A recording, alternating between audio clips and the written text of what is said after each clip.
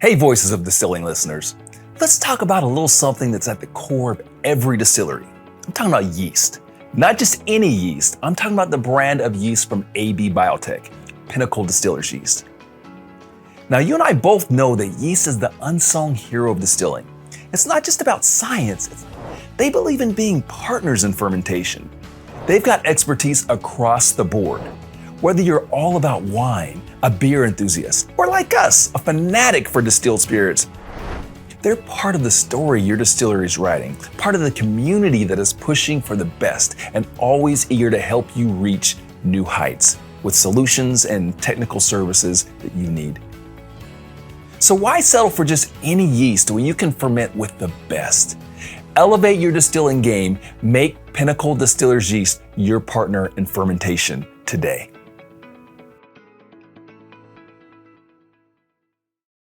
From the heart of America to the corners of the globe, welcome to Voices of Distilling, powered by the American Distilling Institute.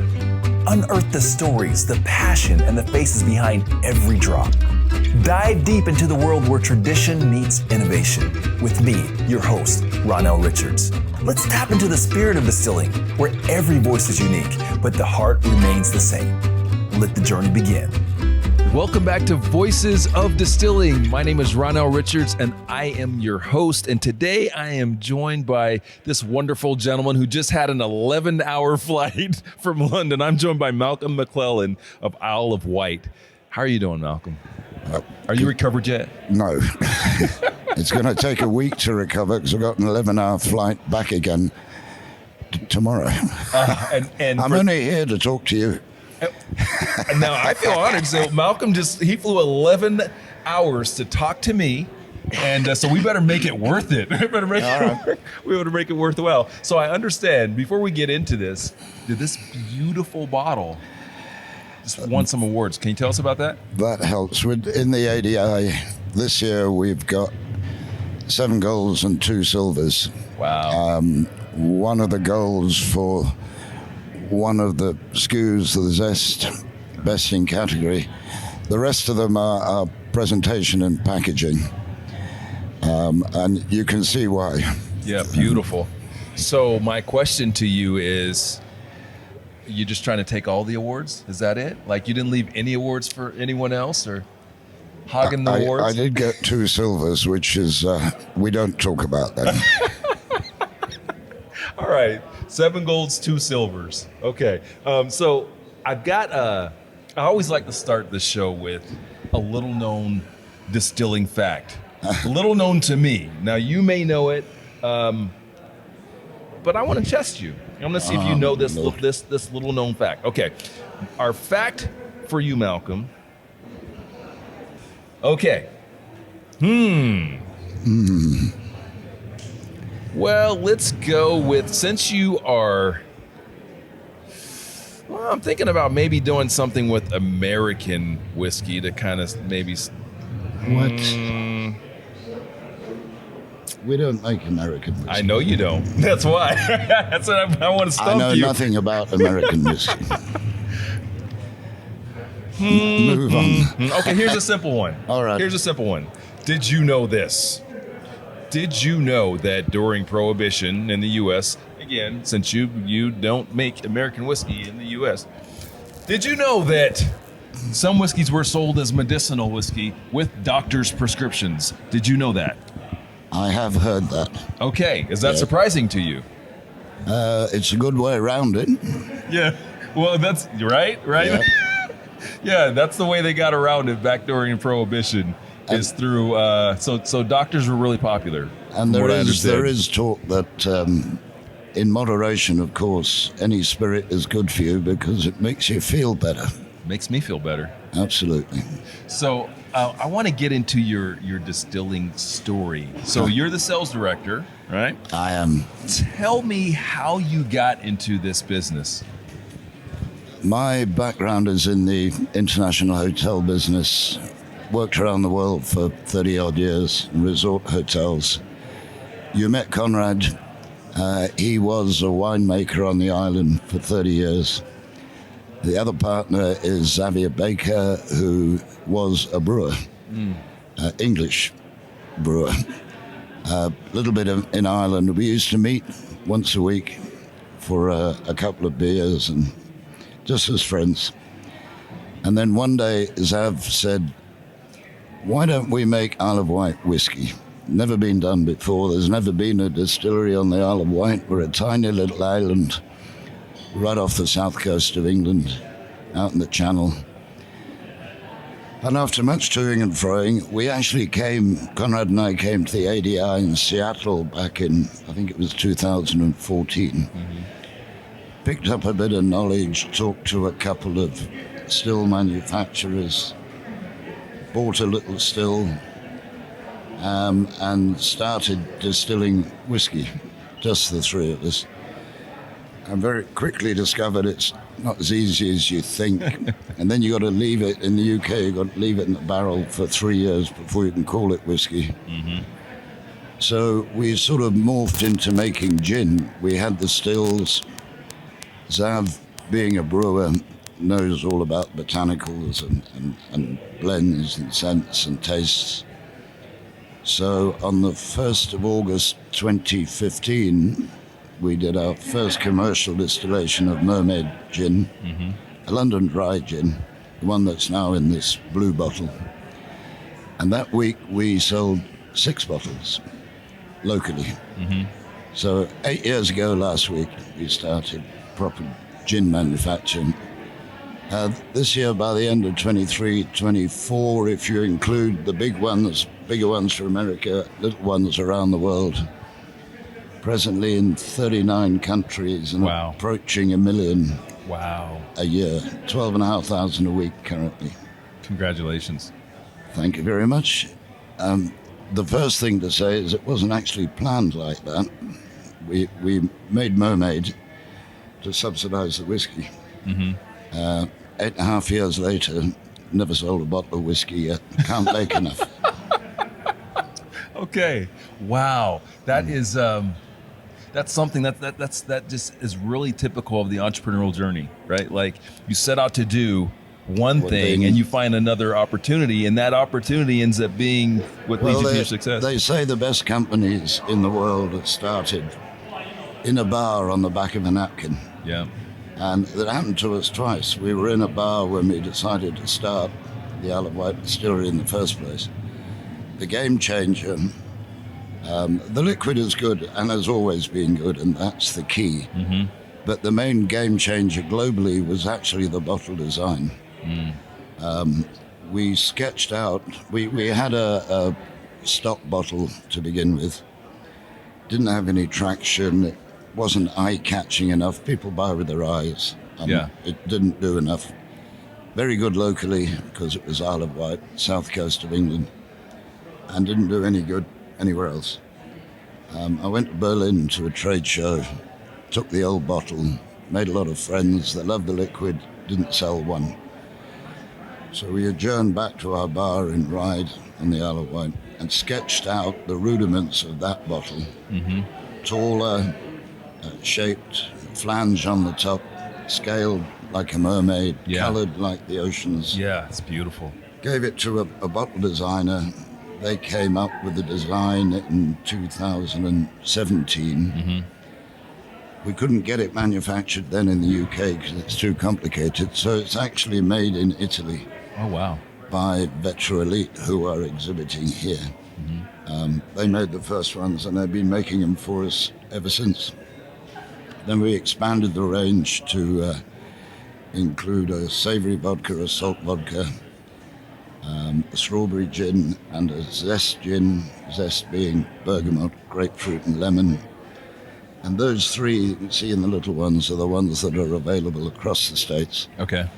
Vodka and our spiced rum is the subject of ongoing discussions. Really? With people that believe they own the copyright, trademark. Anyway, apart from that, the three are going very well. We have a great collaboration with Total Wines across the States. Mm-hmm. So I figure that was the best way of introducing it to the American market. Mm-hmm. And it's proving right. It's going very, very nice. Well, that's amazing. And yeah, I can't wait to try all of these expressions here. And, what I want to ask you is, you've experienced some tremendous growth in the last 8 years and a lot of success. If you were to go back to when you guys started 8 years ago and provide some advice, because, there's someone out there that is you right now that's about to get into this, what would that advice be? That one piece of sage advice you'd tell yourself? Don't.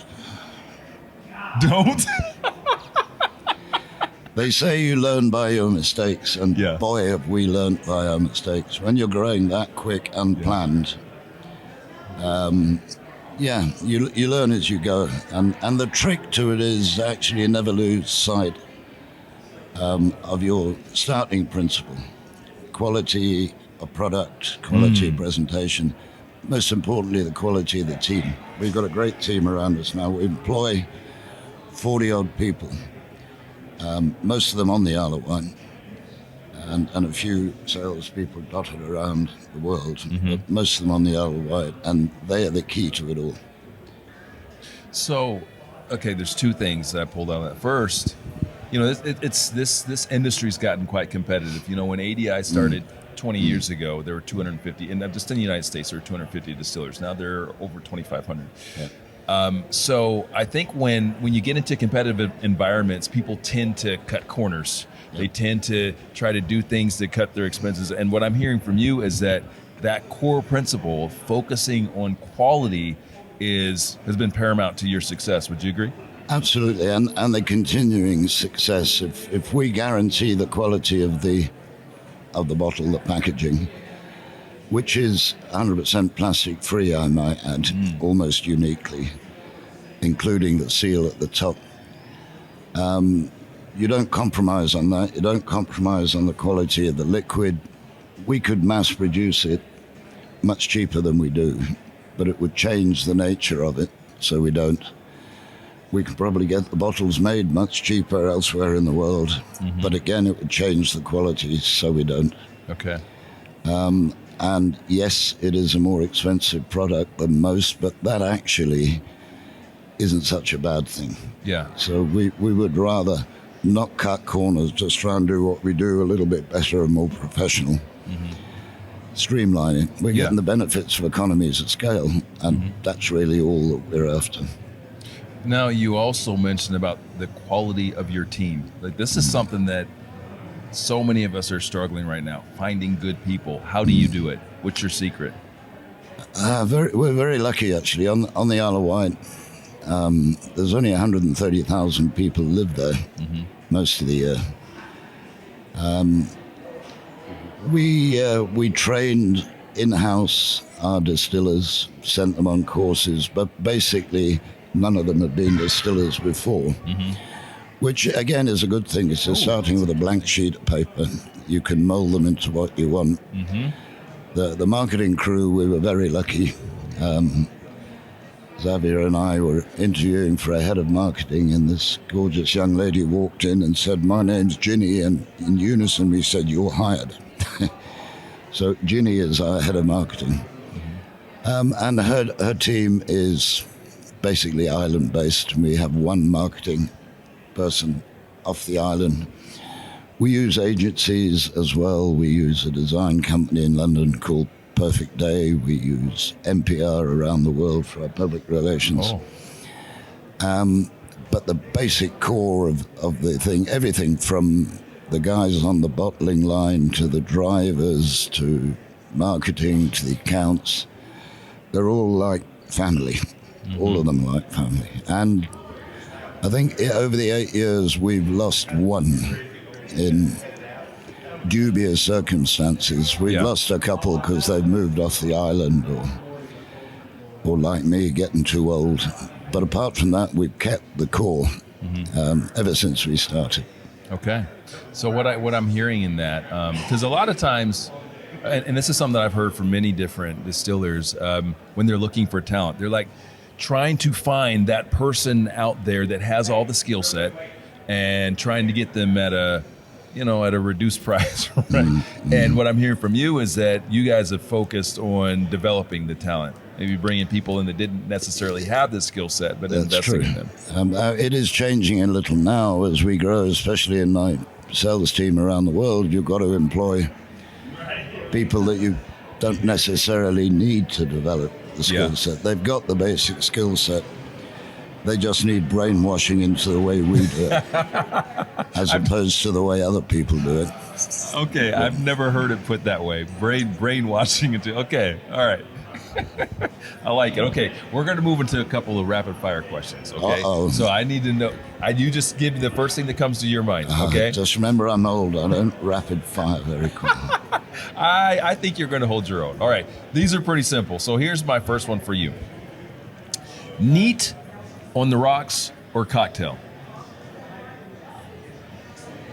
On the rocks. On the rocks. Okay. Oh. Closely followed by cocktail. Okay. All right. Why on the rocks? We spend an awful lot of time and money and tastings. Somebody has to do it. Yeah. To make sure that each batch we produce, it's still a small batch, technically, tastes the same as last week's and hopefully next week's and next year's and last year's. The minute you get it home and add something, I know it's a necessary evil, but it changes the whole nature of the spirit. Yeah. That's why. So going into the rocks, do you have a preferred rock? Is there preferred water that you use, a preferred size or shape? Nope. Okay. Just ice cubes. Okay. All right. Now, my friends and colleagues in the other half of the industry supplying us with tonics will probably shoot me for that. One has to accept that a gin and tonic is a gin and tonic, and that's a staple. And there are not many people like me who would drink it neat or on the rocks. So choosing the right tonic partners is also important. Okay, so that's the next question I want to ask you, because you specialize in gin. So a gin and tonic, how do you garnish it? It depends which one you have. With the London Dry, the regular Mermaid, it has lemon zest in the distillation. It has rock samphire, which is a wild foraged botanical. So it is reasonably lemony. So we add cucumber. Just takes the edge off the rock samphire. Goes well with it. With the strawberry, obviously we add strawberries. With the zest, we garnish it with a slice of lemon and a sprig of rosemary. Yeah. Fresh rosemary. And so on. The vodka comes with lime. The spiced rum, which we don't sell in the States yet, comes with lime and a maraschino cherry. Okay. So we're not the garnish police, but that's what we recommend. It's a preference. It's preference. I mean, a lot of bars won't have cucumber behind the bar, so they'll just use lemon. Well, that's fine. Yeah. Okay, so so we are 2015. We're 8 years into the brand. I want to ask you, what do you think the future holds for our industry? Let's just say the next 5 years. We've grown so much just in this last 8 years that since you guys started your distillery, so much has happened. Where do you think we're going in the next 5? I think it's a mixed forecast. Premium spirits like ours, by premium, not necessarily any better than anybody else's, but packaged better, sold better, the brand image is better. We're lucky over the 8 years that we actually got international traction quite quickly. So we can sort of roll with the punches. As long as we keep premiumizing it, keep producing something that people will buy with their eyes, and then buy the second and third bottle because they like it, that's the measure of our success. There's an awful lot. It's almost like every action has an opposite and equal. Yeah.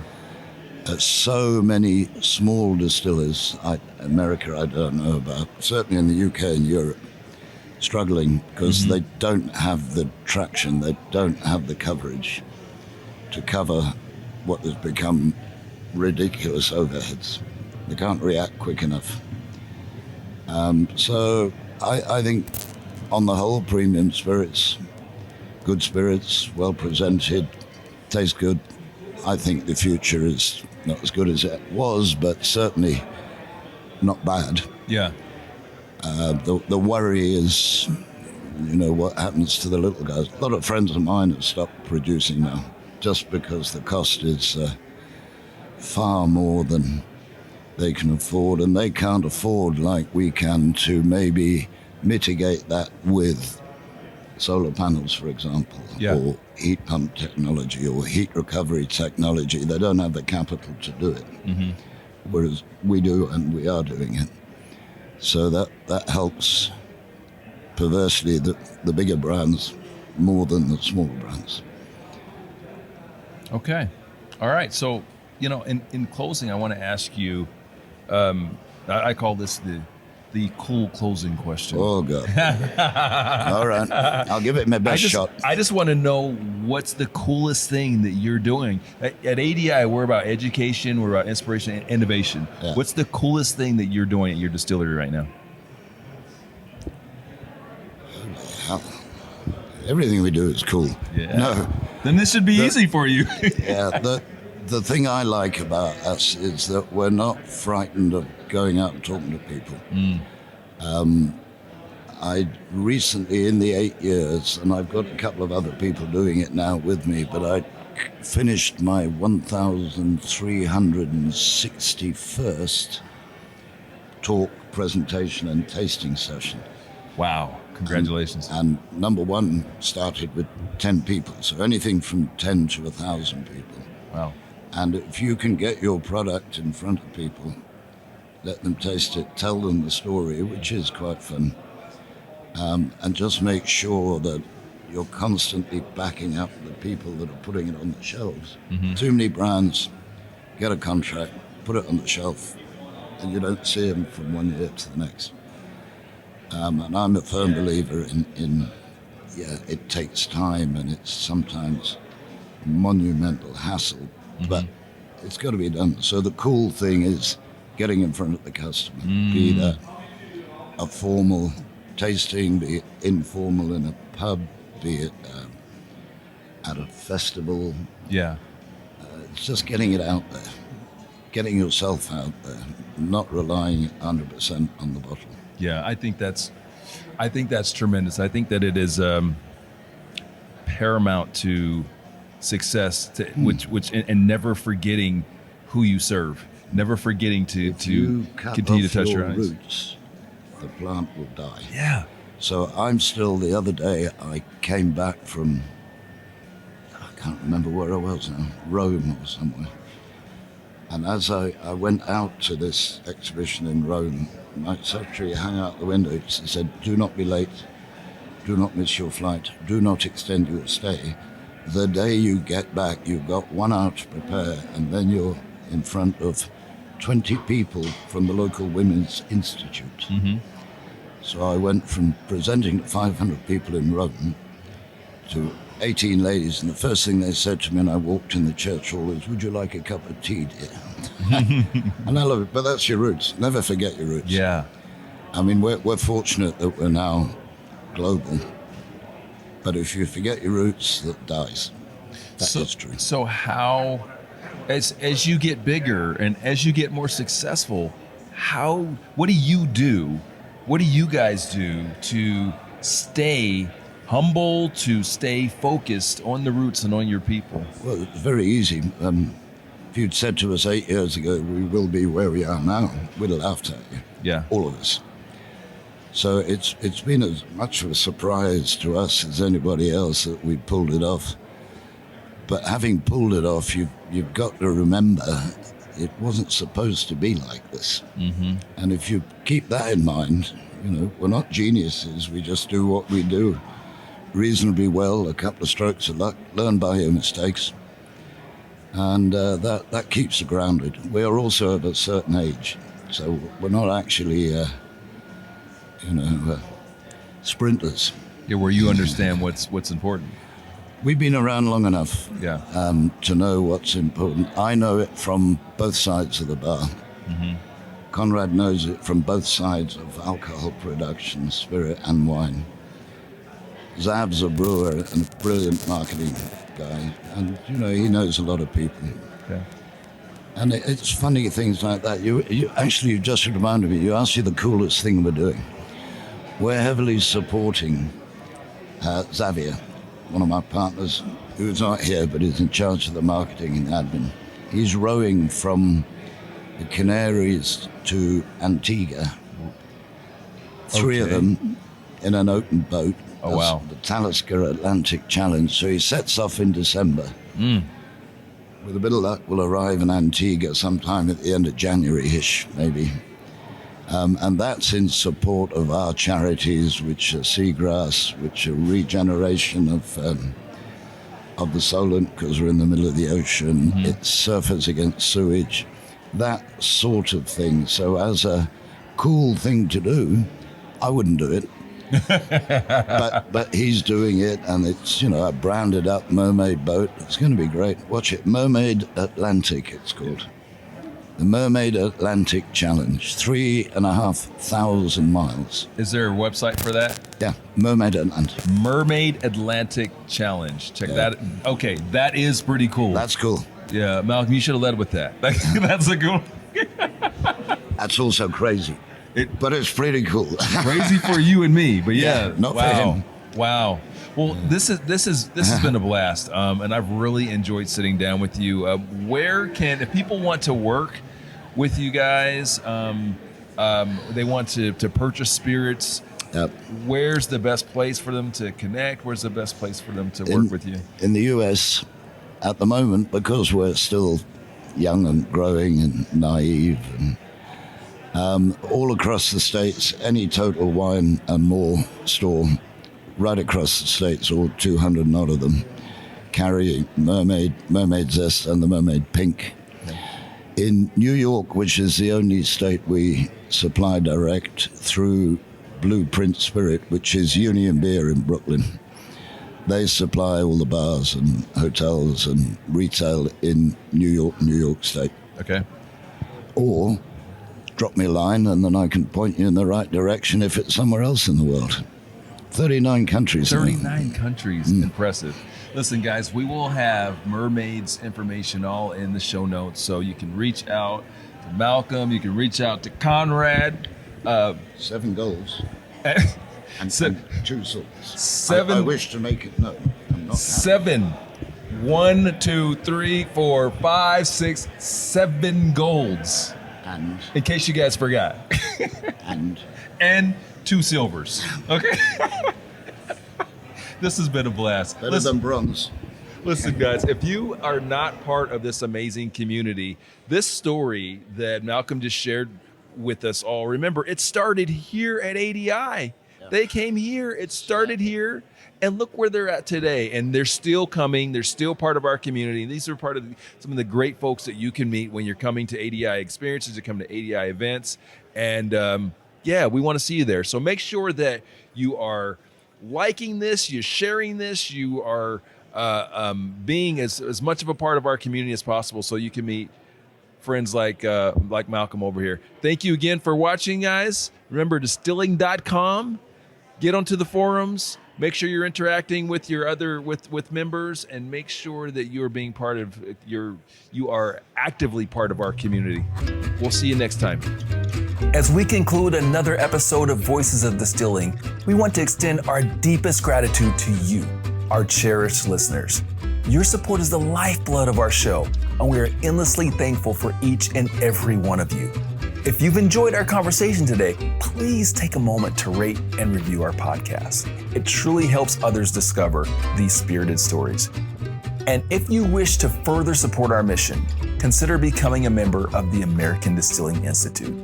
As a member, you'll dive deeper into the world of distilling, gain access to exclusive content, be a part of our dynamic annual conference, and immerse yourself in a community where knowledge and passion converge.